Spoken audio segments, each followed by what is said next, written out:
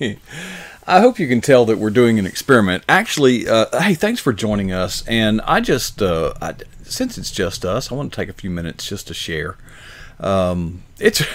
I really appreciate you all. Not only your faithfulness in being here, but your patience in kind of putting through or putting up with some of the gyrations.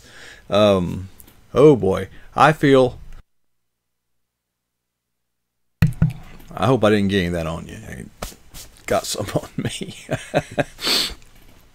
There is so much change and stuff being added on every day, and I knew that was coming, and I'm trying to do a little something different every day. And I don't know if y'all saw this, but I need to kind of rub my genie bottle and you know, see if I can get Genie. Could you put the TV up? Just bring the TV in. Yeah. Right there. Right there. That's fine. Okay.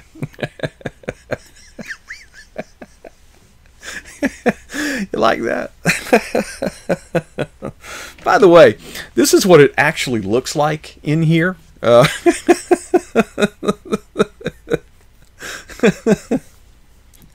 looks so much better. Okay. There are more things going on. Sunbelt Girl, actually, she's been with us since day one, literally since day one, back in Newt nowadays. And, we've enjoyed some really good times, and we've been through some really tough times, but she's kind of helping give me that girl's opinion, about things, because I just like a lot of testosterone and more power and all that. But we do have some we're experimenting here. Oh, by the way, the scene behind me is actually a picture that I took on my way to work the other day. Folks, it was kind of a foggy morning, and that is Lake Miccosukee. And the average depth of that lake, about 90% of it is about, chest high.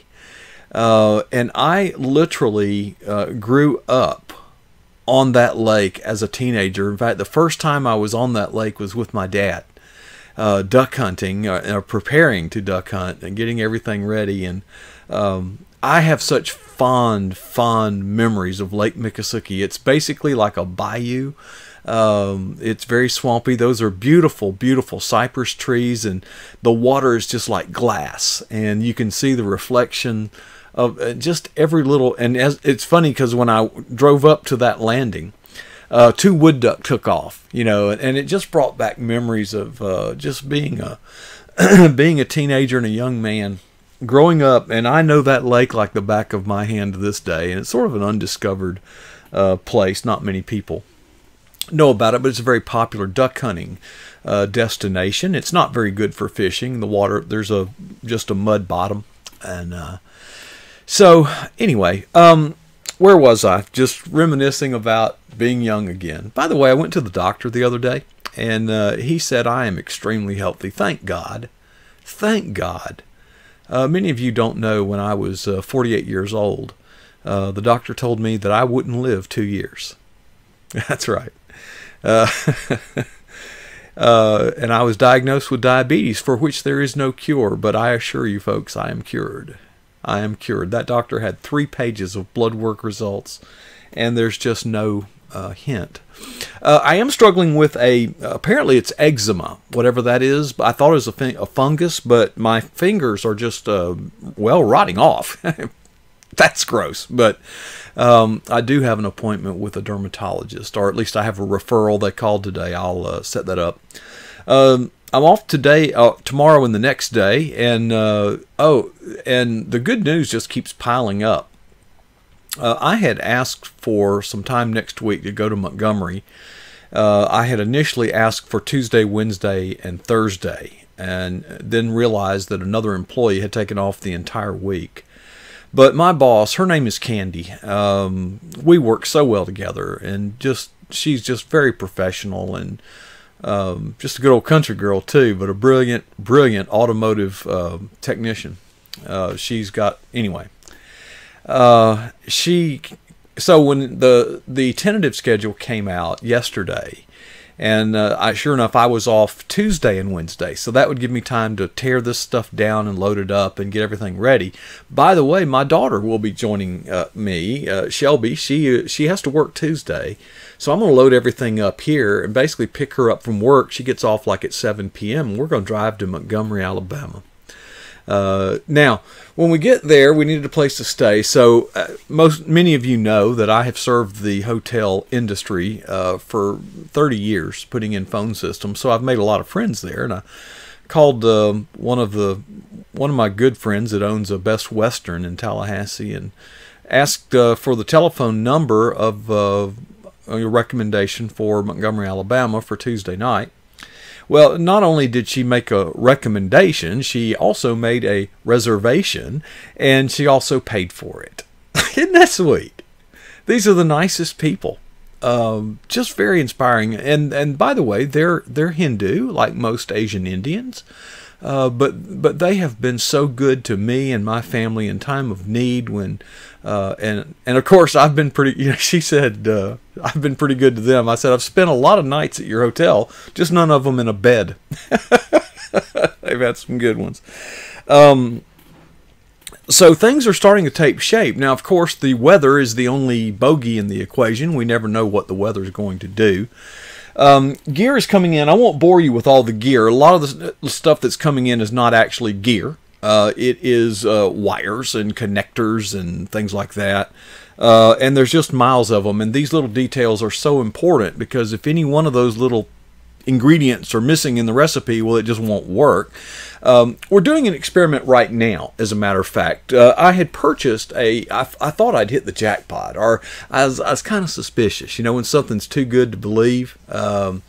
It was a camcorder that was $89, and it had not only an HDMI output, which is what we need to do, what we're doing right now. This webcam is putting out HDMI, which goes into the mixer, and but it also had a USB output, so it could serve as a webcam. I thought, now this is really, really cool. $89. Well, as it turns out, when you a couple of things wrong with it. One is you cannot the streaming thing, the little viewfinder screen flip out thingy, you know what I'm talking about? It has all these icons on it, like the battery, how much battery you have left. It's got a meter to tell you how much you're zoomed in and out and all that. And all this clutter around the edge of the screen, and the time, and date and time down in the corner. Well, that is coming out the HDMI stream, which would be broadcast right now if we were doing this. And you would see the date, you'd see all this stuff surrounding me. I couldn't turn that off. So Sunbelt Girl and I, we were doing some research last night. It's hard to do research on Amazon because it's a retail site and they're not that detailed in technical information. So you have to kind of get a model number. Then you go to YouTube. And folks, there's hope for all of us because there are some really crappy YouTube videos with tens of thousands of views. But as it turns out, basically, the camera that we are now using, which I bought refurbished years and years and years ago, and it was right at $500. It actually has a little brother that doesn't have some of the features that this camera has, but the features that it doesn't have are unimportant to me. For example, it doesn't have a LED light, so you can turn light on to the subject you're shooting. That doesn't matter here. We kind of control our own lighting. And it also doesn't have a fancy microphone. Well, guess what? We don't use the microphone on that camera anyway. It doesn't have Wi-Fi. Well, guess what? We don't use the Wi-Fi. And it's basically half the cost. So we kind of bit the bullet last night and ordered all the stuff to kind of finish out what we're doing. We're also, like I said, experimenting with numerous virtual sets like the one that you see here. The only thing real that you're looking at right now is me. Again, if you look at my actual surroundings, I am sitting on a plywood bench, essentially, and with it's not even plywood, it's just lumber, essentially on a sawhorse. And of course, we'll make some of this stuff more permanent once we get everything ironed out. So But it's really fun. It's been a vision and a dream for years and years and years, and just doors are opening up, and really having fun doing all this. But fun aside, we have a mission Wednesday, and I really hope that there's enough people there to make a crowd, because this will be a chance. There's kind of low stakes game. We're not being hired to do this in this instance, and it's not of a national notoriety, although I'd like to make it that way. But it'll give me a chance to kind of test drive some of this stuff. We've got stands to put the speakers on. We've got cords. We've got there's a little device that I can't wait to. Little device. It's a huge device. It's a rail. It's 4 feet long that has this little motorized dolly that you can mount the camera to. And you can program it to slide that camera across. Now what it does, it does two things. Well, three things. It slides the camera back and forth. Whoopee, you know, well, that's kind of cool. But more importantly, you can set it basically in two ways. One is called the parallax effect. What that means is while the camera is sliding, the focal point of the camera never changes. So you get this, you're pivoting around the subject. Now, using it here would make no sense because there's no foreground and no background to give you perspective on the movement that you see. But if you kind of watch some videos and see how the parallax effect is, you kind of feel like you're floating and moving around. It's really cool. That's called the parallax effect. Well, it facilitates the parallax effect. Now, it has the opposite setting, that instead of keeping the camera focused on a single point, the camera is panning from left to right as the camera moves from left to right. So now you're no longer limited to the field of view of the camera, because the field of view of the camera starts way over here, and then when it gets to the center of the rail, it's normal, and then as it moves to the other end. So you can pan across an audience. The way I intend to set up, I've actually drawn a little diagram to help me understand what all wire and pieces we're going to need. We're going to have a speaker, and I've got a boom microphone, the kind that maybe a piano player would use, where the stand's over here and it's got an arm that brings the microphone over. So that'll be placed near the podium. Now someone else is actually bringing the podium. But so we'll have a camera that will be situated near, obviously, the speaker, and there's actually a multitude of speakers. We're probably going to have 10 speakers, it looks like, during this thing.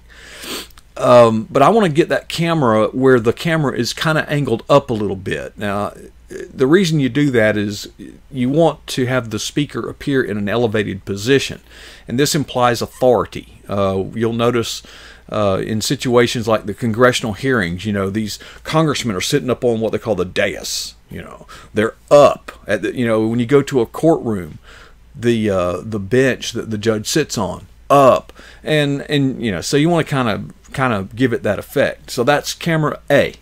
All right. Now then I want to put camera B behind the speaker, pointing out, so you'll be pointing at the speaker's back and then out toward the audience. Okay, which will hopefully be an ocean of people. Okay, which we'll see about that. But anyway, then of course I'll have the camera kind of on the sidelines. If you were on a football field, think of it as a sideline, panning back and forth, and I can get that camera elevated. We've got some new tripods that are actually broadcast quality. That way it's very stable, and I'll put 2 of them there and put that rail between the 2 and get them elevated as much as I can.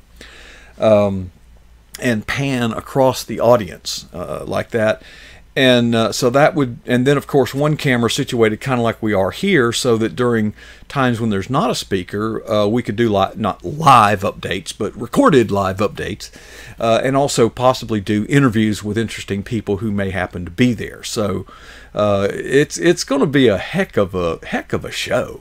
I'm gonna have a lot of fun doing it, and I hope that I can just keep all those plates spinning on all of those poles, and I hope it doesn't rain. Now, one of the things that I intend to take is a box of garbage bags, plastic garbage bags, so that in the event a rain comes upon us that wasn't anticipated, we can quickly cover up the electronics and just kind of bag them, you know, shut everything down, turn it off, and just bag everything until the rain subsides, and then we'll load it up and go. So I'm just real excited about it, and I can't help but be reminded that this would not be possible. One, without the providence of God, but two, without your help. This team has stuck together, and we've been through a whole lot, and we are clawing and inching our way back. But if things turn out good, I hope that PJNET Live will be projected. One of the things I've got to do is, when we don't have a speaker, I want to put together, just like you're seeing right now, this just roll of stuff. Now, we don't have the video equipment yet. It may be next summer, depending on finances, before we get all of that. But we can certainly have some background music. Now, I have subscribed to, a lot of people just play music. What the heck? Download something and play it. Well, folks, that's called stealing. It's an infringement of copyright, and chances are nothing would happen, but it's still wrong. But if you put it on YouTube, they will catch it. So I have a licensed library, not only of videos of music, I have a licensed library of images, and I have a licensed library of video. In fact, the videos that you are seeing right now, right there, are from that licensed library that I pay a fee and have license to use, so that no copyright claim can be made against us. So, oh heck, you want the bait? By the way, doing another experiment, I'm actually running a browser along with the live streaming stuff, because one of the challenges we're having is this live streamer sucks a lot of performance out of your computer, and sometimes the computer starts to get sluggish. That's why I'm kind of rambling a bit, trying to just find out will this thing kind of break down. And it's kind of fun. I could actually change the background to the familiar baseball field that we had last night with Dell Didway. Oh, speaking of Dell Didway, I made contact with Dell today, and told him that I really need to pre-record. If I stay up till 9:30, 10 o'clock, and then break everything down and all this stuff, it'll be midnight before I get out of here, and it's about a 5-hour drive to Montgomery, and I need to be on the Capitol steps at about 8 a.m., although I do gain an hour going there. So I asked him, I said, can you, as soon as you finish your blog, let's just record it, and then we'll play it here at the regular time on Tuesday night. Not only did he say yes, he agreed to do his blog on Monday, and then we'll be able to record that Monday evening probably, and we'll go from there. So that's going to work out. And by the way, I'm having trouble. Wild Bill has not produced a video, and I have been unable to contact him. I know that in my conversations with him, he was going to a doctor. He had a bad cough, and I got a feeling they might have just put his butt in the hospital. But I can't reach him by phone. I've texted him. He hasn't produced a video. I'm a little concerned about Wild Bill. And similarly, I've been trying to reach Jay Steins 3. Haven't been able to do that either. So, let's just be in prayer to keep the team healthy. We've come all this way, and here we are, and now everybody's kind of falling to the wayside. Doing another test, by the way, stress testing this camera, because some of the cameras out there, although they have a live stream HDMI output, when you try to record, you can either record or you can live stream, but you can't do both. We are actually doing both right now. I have the video camera obviously streaming the fact that we're doing this, but I'm also pressed the record, so it's recording to disk. So it's passing that test, and that's important because we want everything to happen at the same time. So, all right, I think I've rambled long enough. Again, thank you all for your perseverance. Thank you for your prayers. Thank you for your encouragement and your patience and all of that, because we figure we'll kind of keep working with this, experimenting like we're doing tonight, and trying to recruit more guests and get the guests comfortable and kind of find what I call the sweet spot.